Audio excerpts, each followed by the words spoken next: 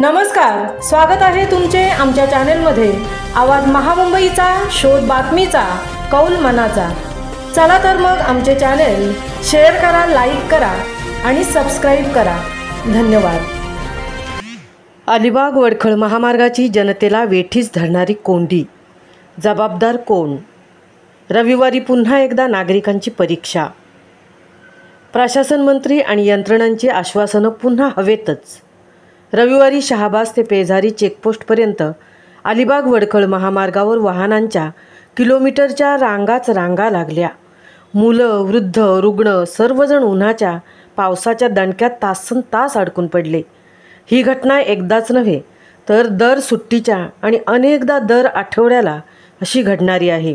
आणि प्रशासन मात्र फक्त वाहतूक पोलिसांची गस्त वाढवण्याची पुरातन घोषणाच करत आले। रुग्णवाहिकाही कोंडीत। जीवावर बेतणारी अराजकता।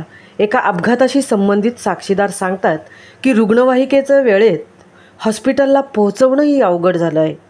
मागच्या काही वर्षात यातून जीवितहानी आणि गंभीर दुखापतीच्या घटना घडल्या आहेत। रस्त्यांवरील अपुऱ्या डागडुजीमुळे खड्डे वाढतात आणि त्या खड्ड्यांचा फटका सर्वसामान्य वाहनचालकांसह रुग्णवाहिकेलाही बसतात। प्रशासन, मंत्री, ठेकेदार यांनी फक्त घोषणांची धूळफेक। या महामार्गाच्या चारपदरीकरणासाठी केंद्रीय मंत्री नितीन गडकरी यांनी केलेली मोठी घोषणा अद्याप हवेतच विरघळली आहे। प्रत्यक्षात ही योजना PWDच्या फाईलमध्येच अडकली।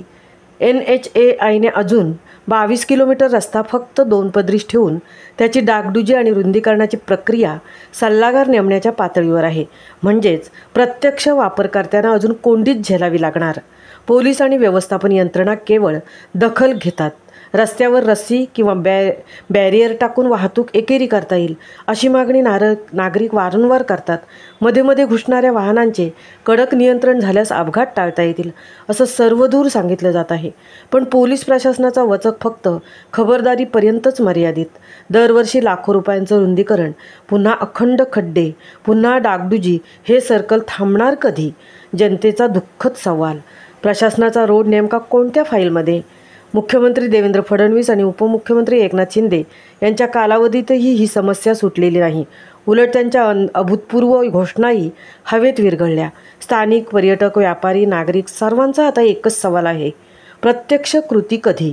दरवर्षी कोंडी, दरवर्षी जीवाचा खेळ, पण प्रशासन शांत। हा मार्ग रस्त्याचा प्रश्न नाही, हाच जगण्याचा प्रश्न बनला आहे। सामान्य माणसांना वेठीस धरून प्रशासन कधीपर्यंत झोपा काढणार?